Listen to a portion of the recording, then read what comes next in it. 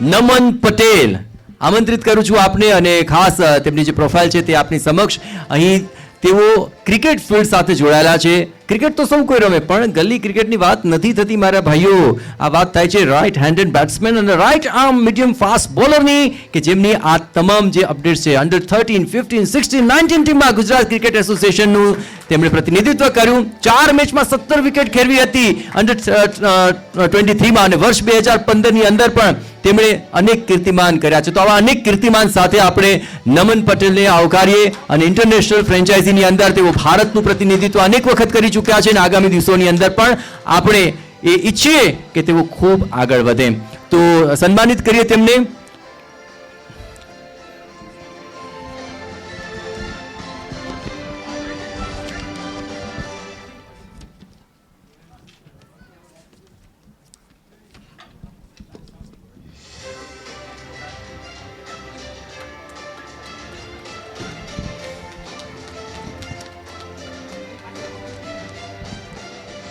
ખૂબ ખૂબ આભાર, ખૂબ ખૂબ આભાર.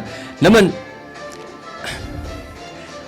અમે લોકો છે ને ગલી ક્રિકેટ તો ખૂબ રમ્યા છીએ પણ ઇન્ટરનેશનલી જ્યારે રમવું હોય તો આખરે કેવી જહેમત કરવી પડતી છે. મારો છોકરો છે ને એને બી એ પોતાની સ્કૂલમાં ક્રિકેટ ટીમનો કેપ્ટન છે પરંતુ મારે તમારી પાસેથી એ જાણવું છે જેથી તમામ યુવા પણ મોટિવેટ થાય. જો ઇન્ટરનેશનલી ક્રિકેટની અંદર આગળ વધવું હોય તો શું કરવું રહ્યું?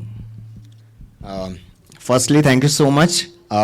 Coach team છે Punitji, thank you so much for welcoming me and honoring me over here and appreciating me and my work. Basically, main વસ્તુ કહેવા માંગીશ કે મેં ચાઇલ્ડહુડથી સ્ટાર્ટ કર્યું હતું.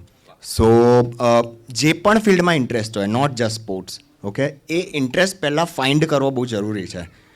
એ પેરેન્ટનું કામ છે કે તમે અલગ અલગ સ્પોર્ટ્સમાં મૂકો. હું સ્પોર્ટ્સ ફિલ્ડમાં જ છું તો I just tell about that. So પછી એમાંથી જે સારું રમતો હોય સ્પોર્ટ્સ એમાં કન્ટિન્યુ કરાવો, એમાં બધા જ જે એસ્પેક્ટ્સ હોય છે એ ફૂલફિલ કરો. આગળ વધે છે છોકરો, એમાં ઇન્ટરેસ્ટ છે. મેઇન વસ્તુ એન્જોય.